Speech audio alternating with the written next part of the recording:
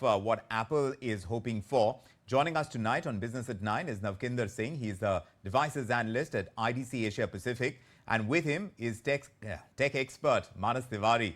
And he joins us from Digit.in. Welcome, gentlemen. Thanks for making the time. Navkinder Singh, Apple now assembling its entire iPhone 16 lineup in India. How big a shift do you see this as in their strategy? Yeah, thanks for having me on the show. This certainly adds another, feather to the cap for Indian manufacturing system. Last year we saw that iPhone started their Pro lineup also starting assembling in India, and 16e, it's a more affordable launch by Apple yesterday. So it made sense that they can use a value chain which is already being created here. Although not entire production is happening in India, but I think from China plus one point of view, it's an important step. And if this device or this price, then obviously the volumes of production from India can go up possibly. Can be scaled up. Manas, what's your perspective on this? Does this move indicate to you that Apple is serious in looking at India as a global manufacturing hub beyond just a cost-saving play? Yeah, I think because if you look at it, the way Apple has been operating in India and the way it has sort of ramped up its efforts in the Indian market, this is something, this is not entirely new. They've been trying to make similar moves in the past. We saw that with the iPhone 16 series in the first place, that all the models were being manufactured in India almost at the same time as other markets earlier in the past. What we have seen is that usually the lineups are manufactured in India a little later than other countries, especially China. But this year we saw that almost all the models, and including the Pro models, were being made out of India. And now with iPhone 16e, what Apple has done is it has once again sort of re-emphasized its efforts towards India, and it has shown how important India has become for it as a market, not just from the consumer or sales point of view, but also from the manufacturing point of view. And as Navkinder rightly pointed out, it's another feather in the cap, and I think it's good signs for all of us. You are quite excited about the possibilities that could unfold with the start of this particular iPhone. But Manas, just talking about the specifications, the 16e comes with the A18 chip. And this is Apple's first in-house modem. Like I was telling our viewers, also it's got this 48 MP dual camera system. Tell me, in your opinion, from your ability to judge new phones that enter the market, how much of an upgrade is this really compared to the iPhone 15? See, one of the biggest draws for anyone to buy the iPhone 16e would be the presence or the compatibility with the Apple Intelligence. Now, what Apple did last year, when they announced Apple Intelligence, they made it absolutely clear that it will only be available on the Pro models from the iPhone 15 series. So you're only getting it on the iPhone 15 Pro and Pro Max, not on the standard iPhone 15 and 15 Plus. And the reason for that was the previous chipset on both these phones, the A17 chip, was not compatible for all the Apple Intelligence features. And for all of those who don't know, Apple Intelligence is basically Apple's suite of AI features, which it has been really, really bullish on throughout this year. Now, what the iPhone 16e does is basically anybody who was on the iPhone 15 or was planning to buy the iPhone 15, but was in two minds because they would not have access to all these Apple Intelligence features. Now with the iPhone 16e and the A18 Bionic chip, you get access to all of those features, all of those experiences at a relatively affordable price as compared to the iPhone 16. Now, this one starts at 60,000, and of course, the iPhone 16 is at 80,000. So for almost 20,000 less, you're still getting the same amount of power on your phone, almost similar sort of software experience. And the icing on the cake is, of course, the new C1 modem, which is Apple's first in-house cellular modem, which will allow better 5G connectivity, better connectivity in general. So I think the biggest highlight here is Apple Intelligence features at a more accessible price because of the A18 chip. So how competitive this pricing is, I'm going to get to that in a moment. But Navkinder, India still has a long way to go in chip making and supply chain capabilities. If Apple has to expand deeper, how many of these gaps need to be filled here in India first? So there are two parts to it. One is from a manufacturing and a value chain point of view in terms of chip making. Obviously, when a company decides to put fab in a country in a geography, it's not a 10 years, 20 years kind of planning. It's a 20, 30 years. So India will reach there. We've had some announcements from the government. More than that, I think there is no other market from a from Apple's iPhone or services sales point of view, which is growing at even take off about lower single digit kind of. Last year, he needed about 15.1 crore phones. This year, expected to about 16 crore. So there's no other market of this size. India is second largest market. So Apple wants to capture as much as possible, as large a pie possible. And Apple has had a phenomenal 2023-24 at an average selling price of three times of the market. The three times of the average of the market, Apple has done almost about 12.5 million, about 1.25 crore phones. This year they can do 1.5. But this pricing is not so attractive as such. Obviously, it is a good entry point for Apple Intelligence, but I think there are layers to it because right now not many consumers are buying phones because of because of Apple Intelligence or even AI. So I think jury is still out. We'll see the success of this phone, but at this pricing, it might not actually do much volume for India. As Manos pointed out, C1 is the story for this phone more than anything else. I think it's a phenomenal strategic shift, foundational shift for the industry, which Apple has shown, and I think it's a testing ground for Apple for their own in-house modem, and Qualcomm should be very worried about it, and I'm sure they are because Apple dissed Intel about during 2020 in the laptop space, and I think if this goes strong after 6 years of buying Intel's modem division and spending 6 years in R&D, I think this is a strategic fundamental shift in what Apple has shown us. Well, how Qualcomm now decides to take on the challenge, that remains to be seen because Apple is clearly upping its game over here. But Manas, as in terms of the kind of features that Apple is now promising through this phone, the best battery life ever on a 6.1-inch iPhone. Now, that's the marketing line. Is it it's a good line, or do you think it's hype? Does it genuinely bring something new to the table? How reformative is it from what we've seen so far? I won't call it reformative or it's not something entirely new. As you rightly pointed out, it's more of a marketing strategy here because every time Apple launches something new, they always call it the best in that segment. Every aspect of it is the best, like the best performance ever on an iPhone, the best battery on an iPhone. But what we all of us have to be mindful about here is that this is still an entry level iPhone. So you will still miss out on a lot of the experiences. For example, the display still has a notch. It's missing out on the dynamic island, just like the Pro models or even the standard iPhone 16 model. Now, the display still supports 60 hertz refresh rate. There's only single camera on the phone. So a lot of these compromises have been made to keep that entry point on the lower side. And as far as the battery goes, yes, of course, because of the new chipset, because of its efficiency, you will definitely get good battery backup.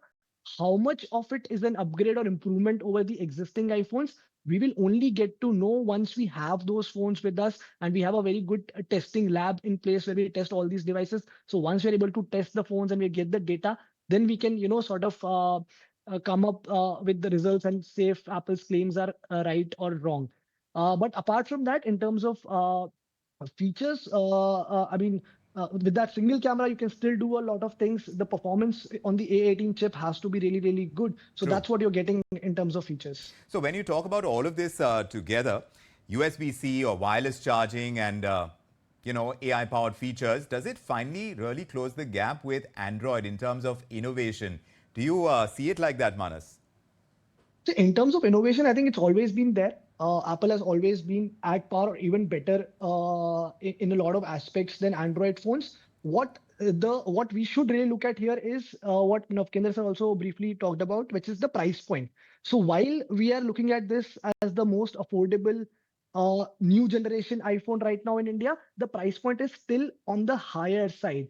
60,000 is still a lot of money for any Indian buyer. And when I compare it with other Android phones at this price point. So definitely you might find a lot of options with have far more or far better features. Like there are a lot of Android phones at 60,000 where you will get a 120 hertz display, where you will get a three or four cameras at times, and just not from the gimmicks point of view, but these are really good camera systems. Now, Android phones like Vivo's X series, Oppo's Find X series, even the OnePlus lineup, they have really good cameras. And even in terms of charging and battery, like especially the charging. You were So saying. Apple still restricts it to like 25 watts, right? But a lot of these Android phones are offering you 90 watt, even 100 watt of fast charging. So you can basically juice up your phone in just 30 minutes, wherein in this case, you'll have to still wait for 90 minutes, 2 hours to charge your phone. So a lot of those things you will still get on Android phone. It eventually comes down to the whole Apple experience and ecosystem, That's right. which a lot of people still prefer. That's what I was talking about, Manas, because often these Android brands are pushing the boundaries. Faster, bigger batteries, faster charging, periscope cameras, AI Yeah. enhancements. Now, one wonders if the iPhone 16 lineup is going to have enough to compete on pure hardware alone. And even if you look at Google and Samsung, they're betting big on AI-driven experiences. Yes. Apple Intelligence is, of course, making its debut, like we discussed with iOS 18. But do you think Indian consumers, Navkinder, are they willing to pay the Apple premium for it? So that's the interesting point, right? So if you see 2022 SE version, it was a dated design. It did not do anything. It was 6% of the sales in 2022 for iPhone. Uh, this year, obviously, from an industrial design point of view, it's quite close to the current lineup. But again, the problem is that what kind of customer you are expecting to come here? We were expecting as a market that anybody who goes out in the market to buy a phone which is 30 to 40,000 rupees, he sees an iPhone as an entry level. So what does he do? He would like to buy an iPhone. Either he goes to the second-hand market or he buys an iPhone 50, waits for some Diwali sale or other. And those are the customers who come here at 60,000 rupees. If there is no discount, so I'm assuming if there's no discount at 60,000 rupees, it's slightly difficult for them to take a jump because in EMI point of view, iPhone 15 is at about right now about 63, 64, and iPhone 16 can be had at about 70,000. So in EMI term, which has been a major driver for the premium and the mid-premium industry in the past year and a half, from an EMI per month point of view, it doesn't make much sense. And that's what's driving much of the mid premium also, because people, let's say for Samsung, people go out in the market to buy an A series phone, they shift to S series because from an EMI point of view, Samsung is able to convince them that you can buy a much better device than what you wanted to buy.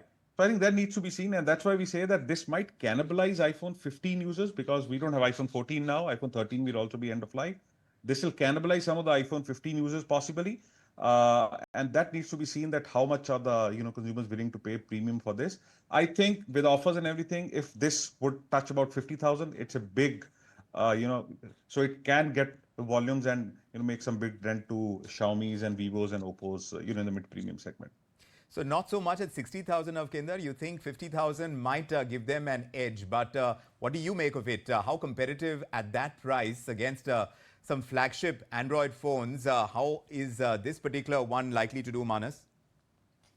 I completely agree with what Navkinder just said, because if you see all these sales that Apple has done in the last 2, 3, 4 years in India, the discounts, the deals, all these sales have been a major driving factor for all of those sales. You look at the festive season sales, the prices of last generation iPhones go drastically down, and that's where a lot of buying happens. So I am also expecting this phone to do a lot better, maybe another 6, 8 months when the price comes down from 60 to 50,000. And then on top of it, you will have different bank offers, exchange offers, different deals to make it even more lucrative for the customers. And that's where it will become a threat for other Android phones, other competing Android phones in the market. If you ask me right now, looking at 60,000, it still feels a little overpriced as compared to the specifications. Honestly, I was expecting it to be priced a little lower, somewhere around 50,000 only. So that's where Apple has gone a little up and priced it at 60,000, but then eventually it will bring down the price.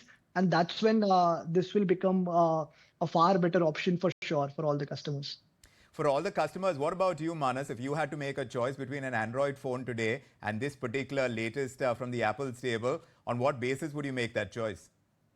It depends on a lot of factors. Okay, the first and primary thing for me would be if I am already in the Apple ecosystem. Have I been a long-term iPhone user? If yes, if the answer is yes, if there are other Apple devices around me, if I use an Apple Watch, AirPods, already using some of them, MacBook, then definitely I'll go. And if my budget is around 50, 55,000, I will definitely go with this phone because it gives me a lot of flexibility, a lot of control over how I operate my devices and how they're synced between each other. But if I'm a first time buyer, if I've not been an iPhone user in the past, if I've always stuck to the Android ecosystem, then I would say there are better options in this at this price point.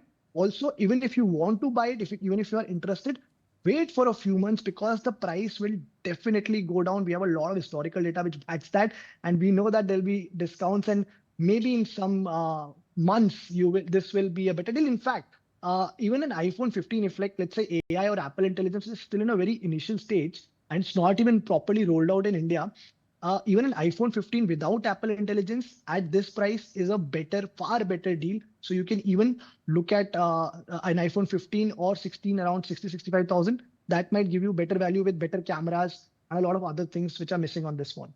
Navkinder, that question for you as well. I don't know if you're in the market to buy a new phone, but tell me if you had to make that choice between all the Android phones that are available in the market, the premium ones, and this new offering from Apple, would you go for it? No, I would go for an Android phone. I'm very clear on that. It's not about, I'm using an iPhone right now, but given a choice between SE 16E and this one, I think some of the Android phones in the market launched in the past year give you much more value and bang for the buck But or if I had to buy an iPhone, I would buy an iPhone 15 or even 16 at 70,000 on EMIs. That's much better, decision and so the much price more value. sensitivity in the Indian consumer comes to play all the time, Navkinder. I mean, there's no taking away from that. No matter Oh, what absolutely. Apple will bring to the table. Yeah, so we are the most discerning consumer. We calculate value in 30 seconds. And also from a point of view that, as I touched upon earlier, the EMIs and the buy now pay Yes, yes. laters has, the premium segment has really helped. So from an EMI per month point of view, 24-month EMI, 12-month EMI, I think when the decision happens there, I think it's a no-brainer that iPhone 15 and 16 are much more value. But like Manas was pointing out, much is being said about the Apple ecosystem, and that's one of its biggest selling points. But Sure. Android manufacturers, they're also building integrated experiences. They have wearables, they have AI features, there are cloud services. So now Apple's edge, it seems like the competition is catching up. So do you think that's something that Apple will have to kind of, try and stay ahead of the curve, as it were? So from a point of view, services and ecosystem, I don't think any other, apart from some of the efforts by Samsung in the tablets and some of the PC space, any other Android manufacturer has been able to make that ecosystem. And, primarily because, for example, Apple Watch works only with iPhone. You can wear an Apple Watch without an iPhone, but really you get the utility with that.